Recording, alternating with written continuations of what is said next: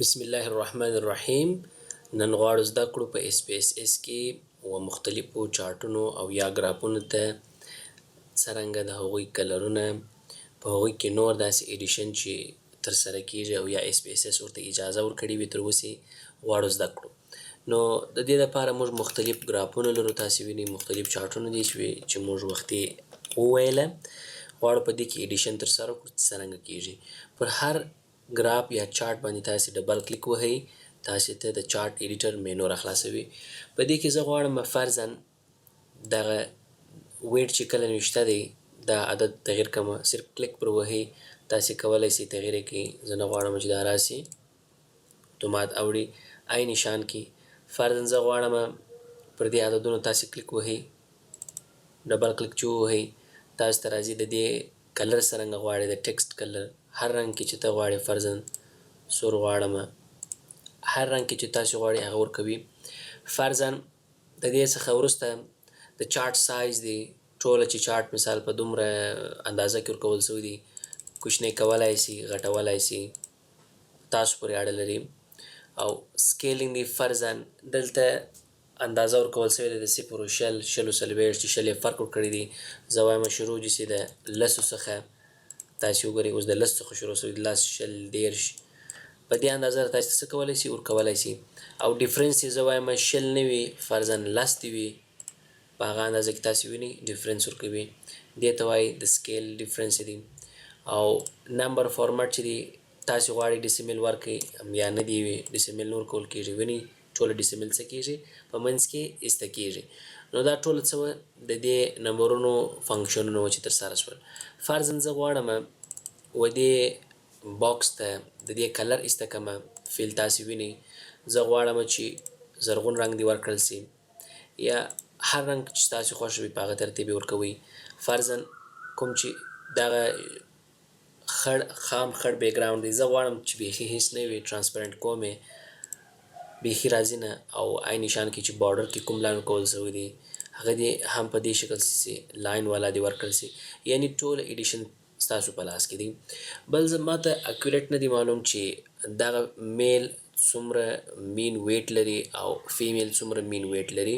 نو پر دې کلیک وهم، تاسې ته راځي مینو راځي شو ډاټا لیبلز. کله چې کلیک کړئ تاسې او په منځ کې درته راولي چې 58 او 65 مین دي.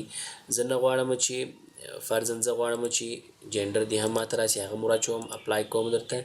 نو نوم و فیمیل هغه هم څه کوي ورته راځي.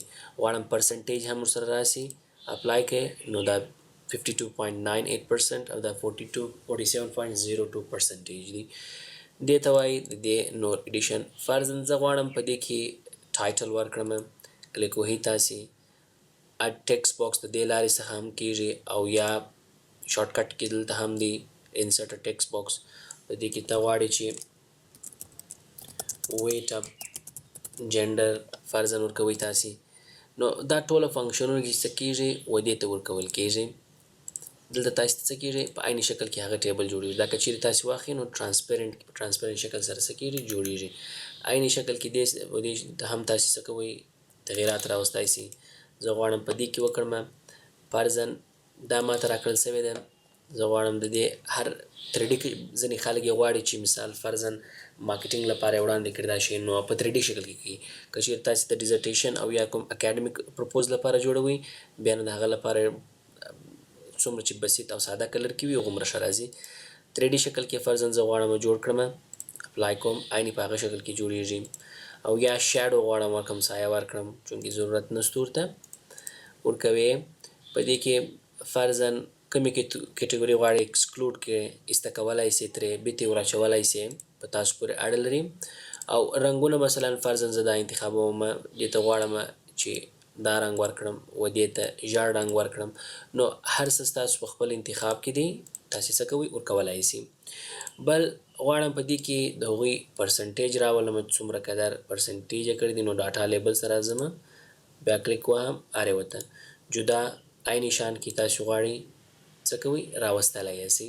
غواړم کاونټ دې م راسي چې څومره کسان وي او هایست ډیګري والا دې م راسي. اوکې وهئ، نو د هغوی نوم پرسنټیج او څومره دی فریکوینسي یې ټوله څه کوي تاسو ته څه راولي.